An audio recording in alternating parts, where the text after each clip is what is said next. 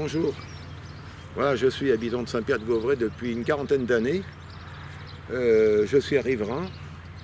Je suis passionné par l'histoire locale et par l'histoire de la Seine, par la même occasion, du fait que je connais beaucoup les mariniers et que chacun a l'histoire de la Seine à raconter à sa façon. Ce qui fait que j'ai engrangé pas mal d'informations et disons que je suis très heureux d'habiter ici en fin de compte.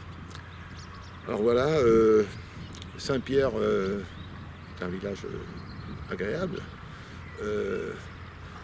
Non seulement on collecte l'histoire de la Seine, et rien que pour ça, il y a des tas d'informations que l'on est amené à connaître quand on s'intéresse donc à ce sujet. Si vous voulez, les mariniers, ce sont des gens qui sont en retraite, donc le hasard les a amenés à Saint-Pierre-de-Vauvray, mais ça n'a pas été forcément un choix de Saint-Pierre, c'est parce que leur maison pouvait être au bord de la Seine, et par la même occasion, ils pouvaient voir un membre de leur famille qui pilotait une péniche, parce qu'ils sont tous restés dans le métier. Et puis il y a aussi l'évolution, disons, matérielle sur la Seine, c'est-à-dire que on avait des péniches de 700-800 tonnes, maintenant on a des péniches de 2400 tonnes. Depuis quelques années, c'est le tourisme fluvial qui s'est énormément développé. Donc on a une espèce de mutation aussi dans la fréquentation de la Seine.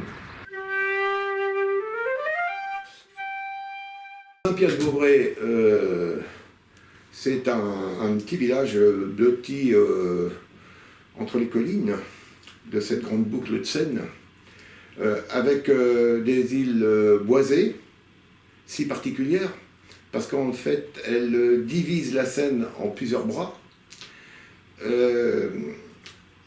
Ça en fait un site verdoyant et en fait un site accueillant.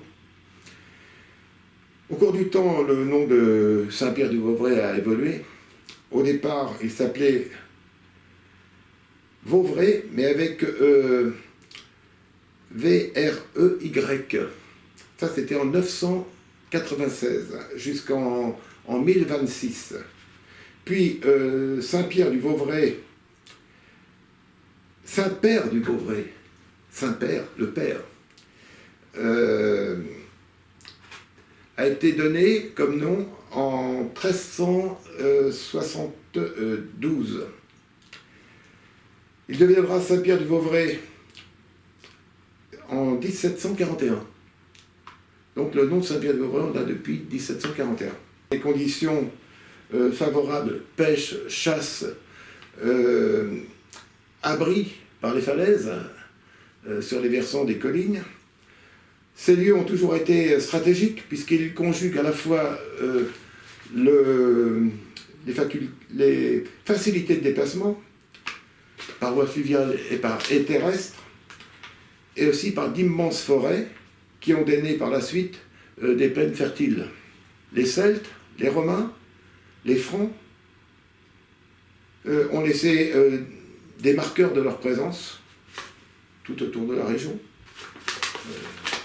y compris, je parle de toute la vallée, à la fois de la Seine et de l'Eure, puisque c'est le confluent de la Seine qui arrive de ce côté. Les mérovingiens construirent une maison royale à Pitre, donc sur la rive droite de la Seine, et plus tard au Vaudreuil, une maison royale. Cet endroit était déjà un point fortifié, avec les premières forteresses édifiées avec des pieux de bois. Petit à petit, ça s'est organisé, jusqu'à devenir une immense forteresse qui avait une circonférence de 5 km. Le duché de Normandie, après la conquête de l'Angleterre, a été le théâtre de multiples affrontements au sein familial du duché. Puis, avec les générations qui suivirent, des affrontements avec le royaume de France. C'est la raison pour laquelle le château fort des Andelys a été construit par Richard Cœur de Lion en un an, ce qui est étonnant. Oui, je reviens toujours là-dessus. La défense de la frontière française s'est faite aussi par le fleuve aussi, Vernon, Gaillon, et en face donc aux Andelys, le Château-Fort, et aussi par le Vaudreuil, qui toujours avec son immense forteresse, contrôlait toute cette région de Seine, entre, on peut dire, Gaillon et Pont de l'Arche. Alors la guerre de Cent Ans, ça va être court, parce qu'en en fait, il n'y a pas beaucoup de documents. Oui, alors il y a aussi, dans les collines de Saint-Pierre, un fortin qui est assez peu connu. Un monsieur qui était retraité de l'enseignement s'est intéressé à la chose et il dit ceci.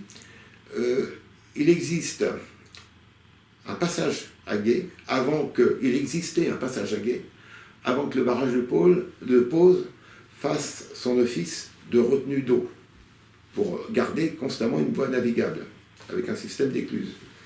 Et ce passage à gué se situe en amont de Saint-Pierre. On peut dire qu'on peut le repérer aujourd'hui avec les deux piliers qui sont restés dans la Seine. C'est là que passait la voie ferrée entre Louviers et les Andelys. Ce pont a été détruit pendant la dernière guerre mondiale et il permet de repérer dans les collines un petit monticule qui, pendant la guerre de Cent Ans, était un fortin. Ce fortin était tenu par un certain capitaine Robert Le Floch, qui maintenait les Anglais à distance. Paraît-il que les Anglais se trouvaient sur la côte des Deux Amants, et de ces deux points, on pouvait s'observer. Et alors, ce monsieur Robert Le Floch est plus connu pour avoir délivré Évreux de l'occupation anglaise que d'avoir tenu le fortin qui était dans les collines à Saint-Pierre. Voilà, ça c'est autre chose au niveau de la guerre de Cent Ans.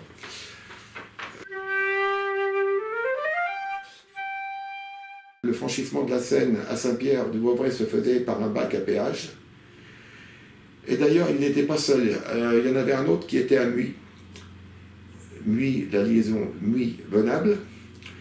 Et un autre entre Portejoie et Erqueville.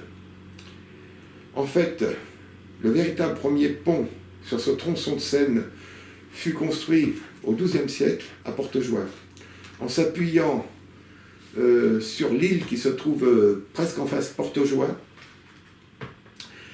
Et cette grande largeur de Seine, qui paraît-il pouvait être un passage à gué aussi. Et d'autre part, sur cette île, on a retrouvé des pierres de grande dimension qui auraient été les bases d'une fortification qui servait de péage quand les gens empruntaient ce pont pour aller vers le Vexin. Donc ça aurait été la première voie de communication avec un pont sur le Vexin.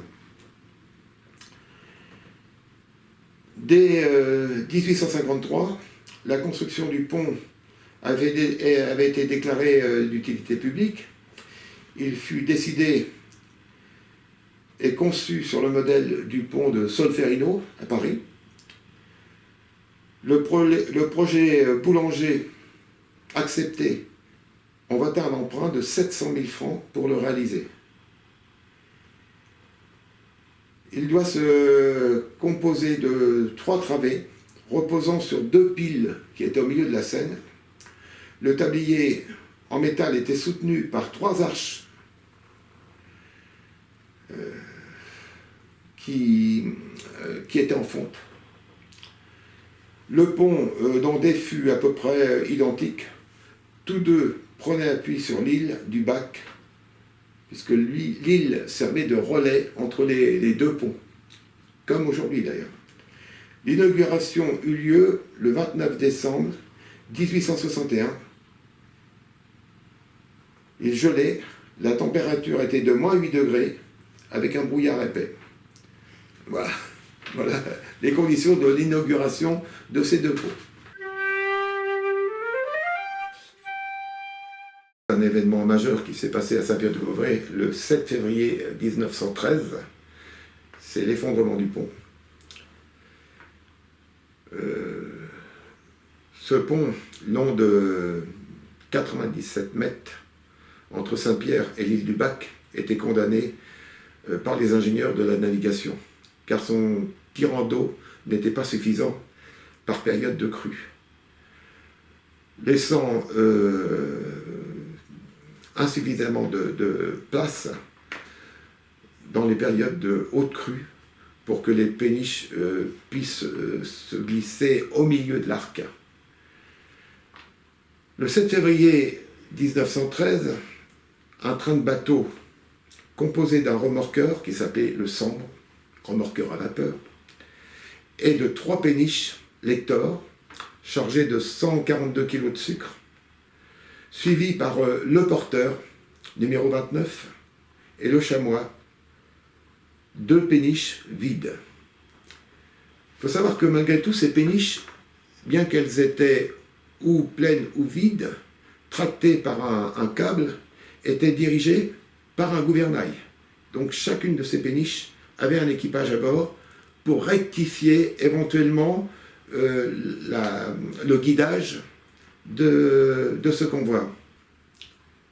Avec un courant de 5,50 mètres à la seconde et un niveau d'eau à la cote 3,32 mètres, la hauteur au milieu de l'arche n'était que de 4,21 mètres pour avoir une chance de passer. Il fallait absolument rester au milieu de l'arche. C'était absolument indispensable. Il était difficile de nuit d'estimer les corrections à apporter. La vitesse du convoi devait être assez élevée, 20 km/h, pour qu'il y ait une tension sur les câbles de traction assez élevée, pour garder les péniches dans l'axe, ce qui ne fut pas le cas, car la présence de piles génère des courants latéraux à l'approche du pont. Le chaland Hector n'est pas tout à fait dans l'axe. Il heurte avec sa barre l'une des 3 arches de fonte. Le porteur 29 casse une des arches avec ses boulards à bâbord. Ces boulards, ce sont des espèces de cylindres qui permettent de mettre à quai, d'attacher à quai les péniches. La remorque casse. Ce qu'on appelle la remorque, c'est le câble. Le chamois fait office de catapulte. Dès que le chamois a dépassé la 3e arche, dont l'arc est complètement rompu, l'arche tombe à la Seine. Les piles déséquilibrées s'écartent. Les 3 effondrements ont duré 1 à 2 minutes, pas plus. L'équipage, composé d'une vingtaine de personnes, a échappé à la mort. Seule une femme, la femme d'un matelot, a un bras cassé. Il faut dire aussi, pour préciser une chose, c'est que ce passage s'est fait par mauvais temps au mois de novembre, vers 18h30, la nuit tombée. Et il était déjà difficile de passer par temps normal, alors que là, un courant fort, la nuit tombante, 2 péniches vides, compliquaient le passage, et on peut dire qu'il y a eu une succession de causes qui ont amené à la destruction du pont. Au moment du choc, le choc a généré un bruit énorme, et toute la population de Saint-Pierre est venue découvrir ce qui était impensable, l'effondrement du pont. Chance inouïe, quelqu'un s'amenait d'Andé et devait emprunter le pont. Et quand il est arrivé au bord de la Seine, il a découvert le vide. Le dimanche suivant, ça a été l'attraction d'une bonne partie du département. Tout le monde venait découvrir les restes du pont qui était tombé à la Seine. Pour bien comprendre, en fait, ce qui s'est réellement passé, j'ai interrogé les mariniers qui, aujourd'hui, ne tractent pas les péniches, mais plutôt les poussent, ce qui est complètement différent. En fait, ce qui s'est passé, c'est que les péniches vides, au moment où le remorqueur a choisi sa trajectoire sous l'arche du pont, allait plus vite que le remorqueur, à un moment donné. Donc elles ont dévié sur la droite, et en déviant sur la droite, elles ont heurté la partie basse de l'arche. Ça a été le début du...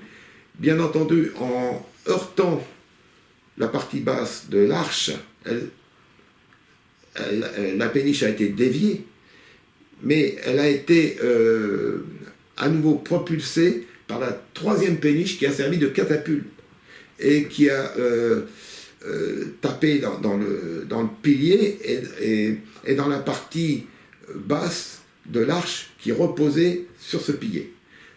Voilà l'explication exacte de la cause de la destruction du pont. N'ayant plus cet équilibre occasionné par les arches, les piliers se sont écartés et ça a été la fin.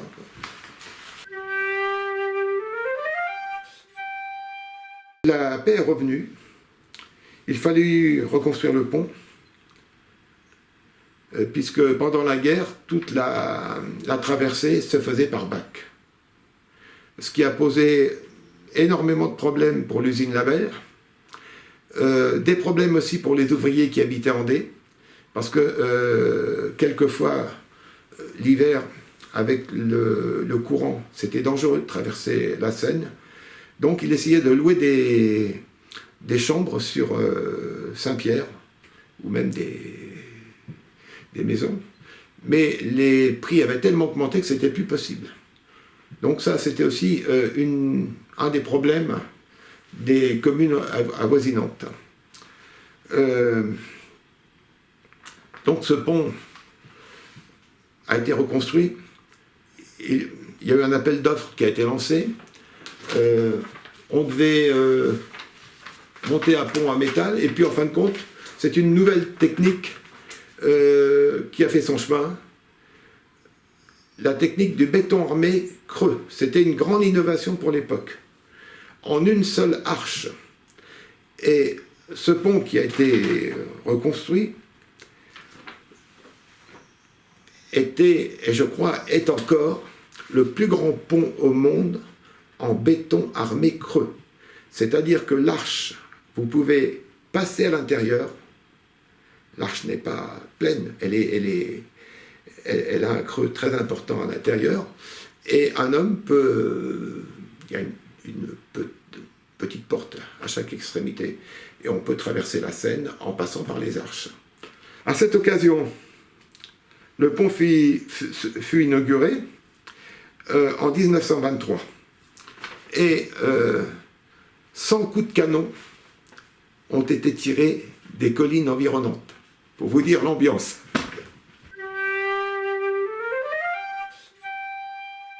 L'inauguration de la ligne Paris-Rouen, le 3 mai 1843.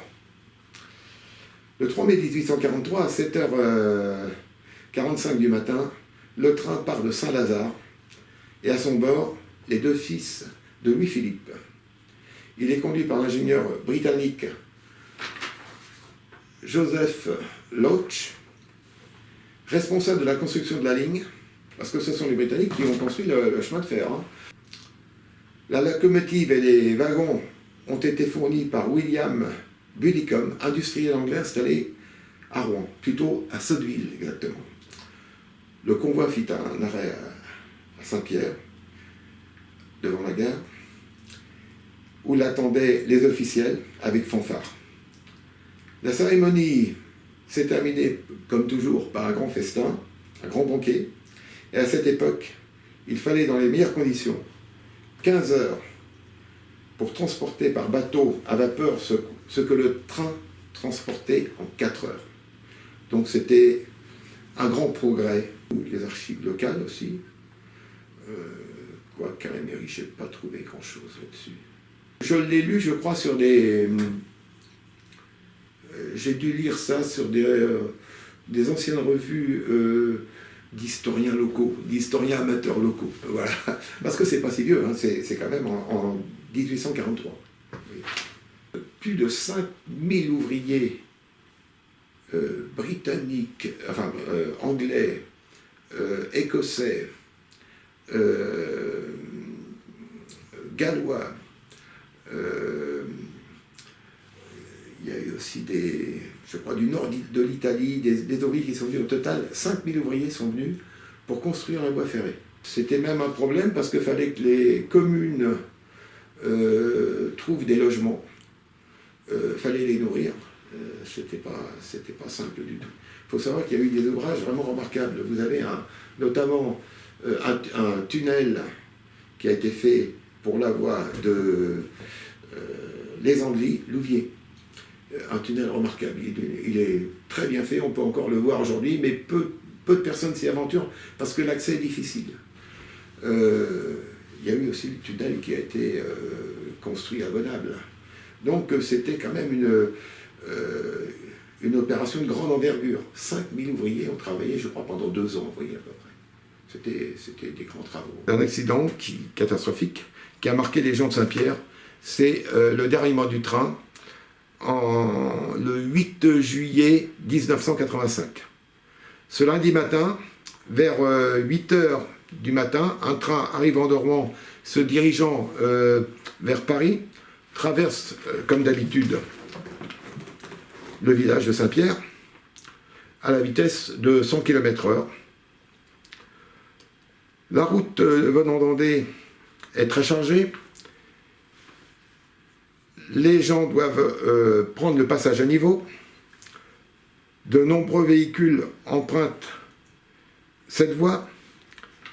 Au moment où le passage, la barrière s'abaisse, un semi-remorque s'engage pour aller livrer des marchandises. Bon, paraît-il dans une usine, on ne sait pas laquelle.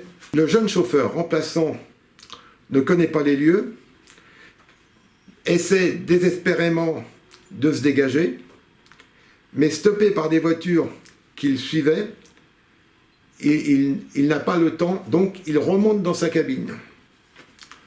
Le choc est d'une violence inouïe. Le tracteur arraché de sa remorque est propulsé dans le stade, au milieu du terrain de football. Pour vous dire la distance, c'est certainement dans les 80 mètres au moins. Ça vous donne une idée du choc. Le chauffeur a été tué sur le coup. La veille, il y avait la fête foraine avec les forains et leurs manèges et les roulottes et tout leur matériel. Coup de chance, il n'y a pas eu de blessés. Le train, dans son élan, les wagons ont cisaillé les caténaires. Les wagons ont commencé à dérailler, mais ils ont gardé leur trajectoire au moins sur 300 mètres. Comme c'est une ligne électrifiée, il y a eu des courts-circuits, des étincelles et tout. C'est d'ailleurs surprenant qu'il n'y ait pas eu le feu.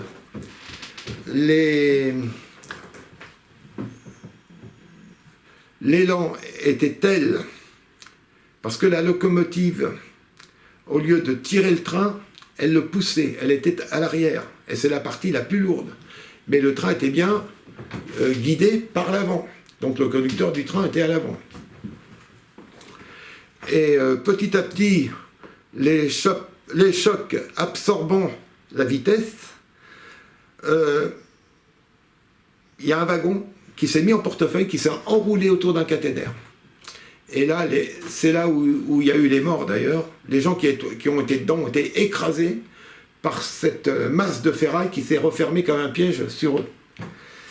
Et les maisons proches de la voie, puisque la voie, il y a 2 petites routes de chaque côté, les wagons ont débordé forcément, puisqu'ils se sont mis en accordéon, et ont abîmé les maisons, mais sans faire de victimes chez les habitants.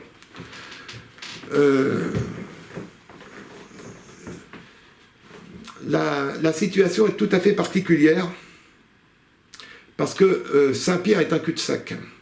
Le passage à niveau étant bloqué, puisque la remorque était là, les voitures et tout, et il y avait une file de voitures jusqu'à Andé, puisque plus personne ne pouvait passer. Les moyens, bien qu'assez rapides, ont mis du temps. Donc, les habitants comme moi, alors là, j'ai été un témoin visuel, puisque je suis arrivé peut-être, moi, 10 minutes, un quart d'heure après. Pourquoi? Tout simplement parce que 8 jours avant, il y a un film qui avait été tourné par le Moulin d'Andé. Et dans le scénario du film, il y avait un accident sur le pont. Et on entendait les ambulances et tout. Et je me suis dit, moi, parce que lundi matin, il n'y avait pas grand monde, hein, si vous voulez, les gens étaient partis travailler, mais moi je ne travaillais pas le lundi. Et mon épouse conduisait les enfants à l'école, et j'étais donc resté là, puis c'est bizarre, on entend les ambulances, parce que malgré tout, les pompiers sont arrivés très très vite, mais le problème c'est qu'ils ne pouvaient pas passer. Et j'ai donc été voir, on est quoi, à 150 mètres, 200 mètres, si vous voulez, de la route, là, du passage à niveau. Alors quand j'ai vu la catastrophe, si vous voulez, c'était défilé partout, les wagons, il y avait 7-8 wagons en accordéon, vous voyez. La locomotive qui était à l'arrière, elle n'avait rien. Les caténaires coupés, tombés, de part et d'autre de la voie. Donc les 2 chemins d'accès étaient recouverts par les pierres qui étaient sur le balastre. Les pierres ont jailli pratiquement de chaque côté. Et des gens étaient restés prisonniers des wagons, parce que les wagons étaient bien fermés. Alors les wagons, certains étaient tombés, mais impossible de les ouvrir. Alors il y avait un jardinier qui avait une pioche, et il a réussi à casser quelques glaces. On a fini par récupérer les gens, et les gens qui étaient qui n'étaient pas blessés ont récupéré leurs bagages, on les a aidés, on a essayé de leur remonter le moral, on les a emmenés jusqu'à la gare, parce que paraît-il qu'un quart devait venir les chercher. Et les autres, il y a un hôpital de campagne qui a été très vite organisé sur le terrain de football. Et là, il y a eu un balai d'hélicoptères, parce qu'il y avait quand même des blessés extrêmement graves. Il y a des blessés qui ont été soignés sur place. Et au total, aujourd'hui, on peut dire qu'il y a... Enfin, c'est le chiffre officiel. Il y avait 9 morts. Mais le maire me disait encore ce matin, est-ce qu'il n'y a pas eu des gens qui sont décédés des suites de leurs blessures? Ça, on ne le sait pas. Et puis, énormément de blessés. Je crois me souvenir qu'il y avait quoi, 40 à 50 blessés, vous voyez. Suite à ça, tout le monde a demandé à ce que ce passage à niveau extrêmement dangereux soit supprimé. Alors, il a fini par être supprimé, et on a fait un passage souterrain que vous pouvez emprunter aujourd'hui. L'activité ferroviaire transportant les troupes et les équipements, les soldats, informe, disons, à chaque passage, la population des activités militaires. Chaque arrêt du train venant de Paris, des nouvelles tombent régulièrement, et souvent alarmantes. Le transport fluvial, lui, achemine du charbon, des matières premières, avec une régularité constante, et inquiète d'ailleurs les mariniers, pour pouvoir livrer en temps prévu leurs marchandises, dont le sort du pays dépendait. J'ai souvent remarqué ce malaise, car la navigation sur la Seine était telle pour alimenter le front, et les péniches étaient nombreuses du fait du faible tonnage aussi, il faut le dire, et aussi par l'activité du port de Rouen qui amenait des marchandises, y compris le charbon du pays de Galles. L'industrie en dépendait. Une habitante de Saint-Pierre m'a raconté notamment avoir vu des soldats anglais quand le train passait au ralenti à la gare de Saint-Pierre, brandir des drapeaux, sourire au visage, presque heureux d'aller en découdre. Le 10 juin 40, la Wehrmacht se présente au pont d'Andé. Le pont d'Andé avait été miné par le génie français. Il y avait une foule absolument disparate sur les routes, qu'on appelle l'exode, des chevaux, des charrettes, enfin de toutes sortes. Et des témoins oculaires m'ont certifié que dans la matinée, des motocyclistes allemands s'étaient dissimulés dans le flot des gens qui fuyaient. Et l'armée française leur a tiré quelques salves de mitrailleuses, ils ont fait demi-tour et ont regagné Andé. La circulation a été coupée, on m'a dit de 11h, 11h15, 11h30, puis le pont d'Andé est sauté à ces moments-là, en fin de matinée. Alors Saint-Pierre, la population ayant entendu l'explosion du pont d'Andé, la plupart des gens ont quitté précipitamment leur maison et se sont enfuis vers Louviers. Il restait en début d'après-midi assez peu de monde. Un témoin oculaire m'a donné une information que je connaissais déjà. Vers midi moins le quart, il y a eu beaucoup d'avions qui sont passés au-dessus. Il m'a dit que c'était difficile à identifier et à un moment donné, il a vu deux avions. Il y avait certainement un avion français et allemand parce qu'ils se tiraient dessus à coups de mitrailleuse et le combat s'est déporté vers ce qu'on appelle le camping aujourd'hui, c'est-à-dire vers le sud de Saint-Pierre, vers l'amont, c'est-à-dire vers Haute-Bouville, vous voyez. Et on n'a pas su plus. Vers 13h, un peu plus de 13h, il y a eu une déflagration absolument terrifiante, d'une violence inouïe. Les gens ont cru à un tremblement de terre. Toutes les fenêtres, les toitures, il y a eu d'ailleurs beaucoup de maisons lézardées à cause de ça. Le pont de Saint-Pierre a sauté. Je ne répéterai pas la quantité de dynamite qui a été mise à chaque pied, parce que j'ai du mal à croire que ce soit possible. Toujours est-il que pendant un temps, les Français disaient que c'était les Anglais qui l'avaient fait sauter, les Gallois plutôt, puisque c'était un régiment de Gallois qui était ici, et les Gallois disaient que c'était les Français. Et en fait, ce sont les Français. Il paraît qu'il y aurait eu un ordre, certainement par des services secrets ou quelque chose comme ça, de faire sauter le pont de Saint-Pierre, parce que malgré tout, le pont d'Andé n'existait plus. Les Allemands étaient arrêtés, mais il y avait l'île. Et donc le pont a littéralement explosé, avec des morceaux qui encombraient la Seine, puisque c'était un pont, ne l'oublions pas, en béton armé, et les ferrailles faisaient un lien entre les morceaux qui avaient explosé. Donc la Seine n'était plus navigable. On ne pouvait plus circuler sur la Seine. Dans l'après-midi, il y a eu des tirs, d'abord des tirs de mitrailleuses de chaque côté.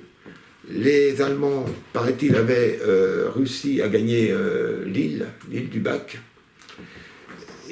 Il y a eu des tirs de mitrailleuses et ensuite des tirs de calibre beaucoup plus important, des calibres de canon. Les Français avaient installé apparemment des canons dans les collines et des mitrailleuses. Toujours est-il que de la journée, les Allemands n'ont pas pu prendre pied, n'ont même pas essayé de traverser la Seine, hein, c'était absolument impossible. À la mairie de Saint-Pierre ne restait que l'envoyé du préfet, parce que les préfets, alors ça aussi je l'ai appris, les préfets ne confiaient pas l'organisation, disons, du départ de la population par les maires. Il avait envoyé des fonctionnaires qui étaient là pour ça. Et le fonctionnaire qui était à Saint-Pierre s'appelait M. Noro, qui était resté en dernier avec la dame qui était directrice d'école, qui a servi d'ailleurs de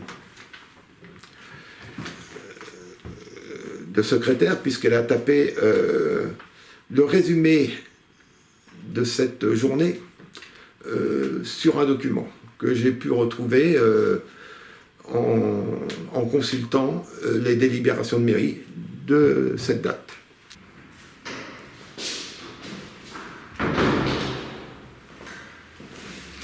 Alors je vous amène le document dont je vous avais parlé, des délibérations de mairie.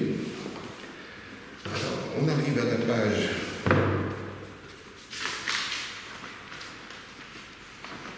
Ça a été mis à cette page-là, au 10 mai, mais en fait, au 14 mai, mais en fait c'est le 10 juin, auquel ça correspond. Voilà le document qui explique tout ce qui s'est passé le 10 juin 1940. Alors nous avons 2 pages qui expliquent la bataille de Saint-Pierre du matin jusqu'à, disons, 18h30 le soir, puisque dans la nuit, il n'y avait pas de témoignage possible. Mais ce qu'on sait, c'est que le lendemain, vers 4h du matin, les Allemands étaient maîtres de Saint-Pierre.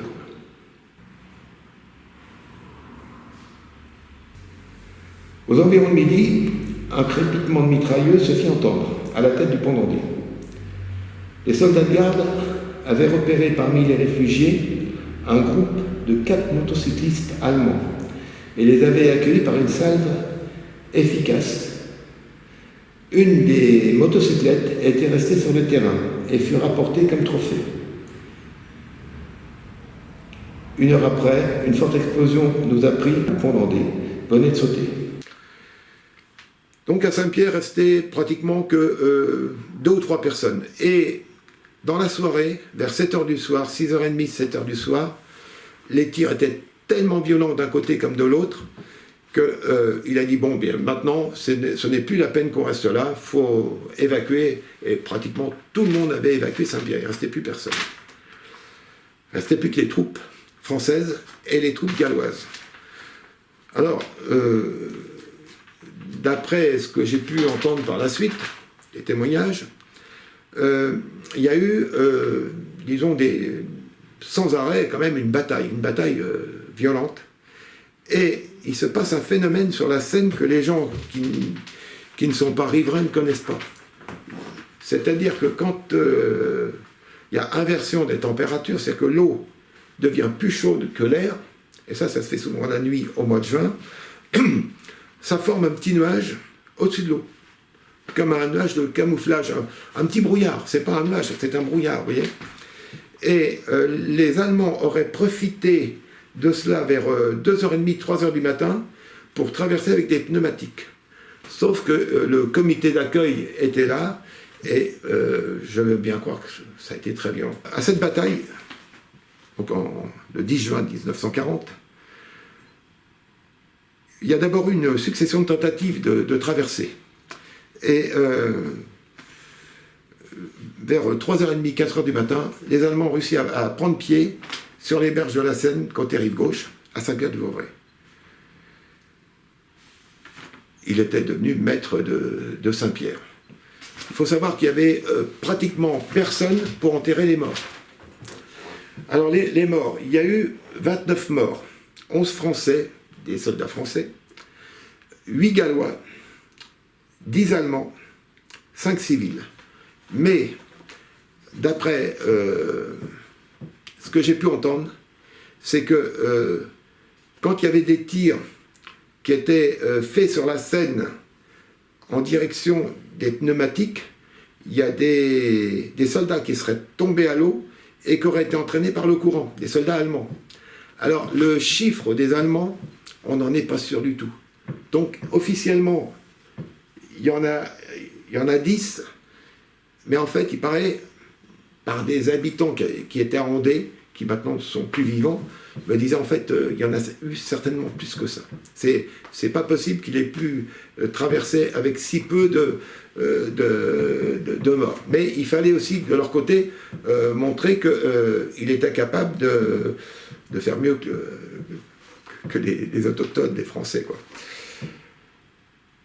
Alors, les morts, ils ont récupéré des gens pour les enterrer sur place. C'est-à-dire qu'ils ont été enterrés à peu de profondeur au bord de la Seine, là où il était tombé, y compris vers Tournedos, puisque les Gallois étaient plutôt vers Tournedos. Donc on sait exactement où ils l'ont traversé, c'est-à-dire à côté du silo, et un peu plus loin que le silo, en fait sur, on peut dire, une distance de 250 mètres, quoi, en gros. Voilà. Ce que j'ai entendu dire aussi, c'est que le parapet formé par la ligne de chemin de fer aurait servi les Français à se camoufler derrière. Maintenant, là, c'est pas des témoignages qu'on peut donner comme ça. Je l'ai entendu surtout par des habitants d'Andé, vous voyez, qui disaient oui, il s'est passé ceci, il s'est passé cela. Mais j'ai jamais pu, par recoupage, vraiment avoir une version officielle. Mais c'est, moi qui connais bien la topographie du terrain, c'est tout à fait plausible. D'autant plus que, suite à ça, un professeur d'université anglaise m'a contacté parce que son aïeul a été tué sur les bords de Seine. Et bon, il voulait savoir comment ça s'était passé et tout. Et par les photos de l'époque, par la topographie du terrain, on peut dire, oui, ça s'est situé absolument là, parce que, vous voyez, mettons, face à l'endroit où j'habite, l'île était pleine de peupliers. Donc absolument difficile, c'était pas du tout pratique pour eux. Alors que de l'autre côté, c'était beaucoup plus accessible, plus facile. Voilà. Mais ça, vraisemblablement, ça s'est passé comme cela. Et aussi, malgré tout, la personne qui a récupéré les corps les a récupérés en face, là-bas. C'est-à-dire, s'il avait été tué ici, il aurait été enterré ici. Donc, avec la position des corps, on savait à peu près où il avait été tué. Une chose aussi, tous ceux qui ont été tués à cette bataille ont été déclarés tués le 10 août 1940. Pourquoi? Parce que le village a commencé à être réinvesti par les habitants. Il faut savoir que tout a été pillé. Dans les maisons, il ne restait plus rien. Il y avait certainement dans les villages aux alentours des gens qui en ont profité pour venir piller. Et donc ils ont récupéré les corps et ils les ont enterrés au cimetière, y compris les Gallois. Alors je sais qu'il y a un officier allemand qui a été tué ici, qui a été enterré au cimetière, mais par les Allemands eux-mêmes. Maintenant, les soldats allemands, je ne sais pas où est-ce qu'ils les ont mis dans un coin du cimetière, puis que ça a été oublié depuis, ça je ne sais pas. Ce qu'on peut ajouter, c'est que 3 jours après, Louviers a pratiquement été rayé de la carte, a été bombardé, parce qu'ils pensaient que l'armée française s'était réfugiée dans Louviers et allait défendre Louviers. Et en fait, non, que ce soit les troupes britanniques ou les troupes françaises, il n'y a pas eu une ligne de résistance une fois que les Allemands ont passé la Seine. Il n'y a pas eu une grande ligne de résistance. Il y a eu des échauffourées, il y a eu des défenses sporadiques, mais ça n'a pas été vraiment organisé, quoi. Je vais vous parler d'un événement aussi peu connu, à part par les mariniers, les anciens mariniers. Le 7 et 8 juin, tous les mariniers reçoivent un ordre de remonter avec leur péniche, de descendre plutôt le cours de la Seine jusqu'à Rouen et même Le Havre, pour essayer de mettre à l'abri le matériel flottant, les péniches, les remorqueurs. Il faut savoir que le 10 juin, les Allemands avaient descendu presque Landelle, étaient pas loin de Pont de l'Arche. Ici, il était arrivé à Andé. Un peu plus haut, il était à Vernon. Et les mariniers se sont regroupés, sont arrivés à Rouen. Rouen était bombardé par les bombardiers allemands. Les réserves de pétrole de Grand Couronne brûlaient. Paraît-il qu'à Paris, on apercevait, le vent était au nord, on apercevait les colonnes de fumée de Grand Couronne qui retombaient sur Paris. Pour vous dire, alors le passage pour Rouen était difficile. D'ailleurs, il y a une anecdote. Au moment où une des péniches passe sous un des ponts de Rouen, le génie qui avait placé des charges de dynamite pour le faire sauter déclenche l'explosion. Et il y a une cabine d'une péniche qui a été pratiquement coupée en deux. Et une dame a été, je crois, tuée. D'ailleurs, elle faisait partie de la famille, d'ailleurs, de la personne qui a écrit un document là-dessus. Ces péniches sont allées jusqu'au Havre. La Marine nationale les a récupérées, a organisé un départ. À l'origine, ce qui était prévu, c'est que je n'ai pas pu trouver de documents là-dessus, mais c'est ce qui est dit par les mariniers. Ils devaient traverser la Manche pour regagner l'Angleterre. Certainement qu'ils ont été dépassés par l'avance allemande qui est arrivée précipitamment de Dunkerque jusqu'ici. Et du coup, la marine française a mis à leur service des bateaux de la marine nationale. Ils ont même organisé les péniches pour qu'elles puissent naviguer en mer, c'est-à-dire qu'on les a chargées d'eau de mer pour faire, disons, un poids, de façon à ce qu'elles, malgré les vagues, malgré la houle, elles tiennent, quoi, elles ne risquent pas de couler. Par petits bonds, alors, ils ont gagné Honfleur. De Honfleur, ils ont regagné Ouistreham.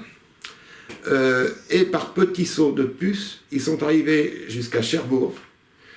Ils ont affronté le fameux rail Blanchard, qui est extrêmement dangereux, avec des courants extrêmement violents, pour arriver Granville et Saint-Malo. Et ils ont terminé leur course à Morlaix. À Morlaix, ça a été la dernière étape, parce qu'en fait, ils devaient aller jusqu'à Brest. Tout simplement, les Allemands arrivaient à Morlaix en même temps. Voilà. Cela n'a pas servi à grand-chose, puisque de toute façon, les péniches ont été stockées à Morlaix pendant pratiquement toute la guerre.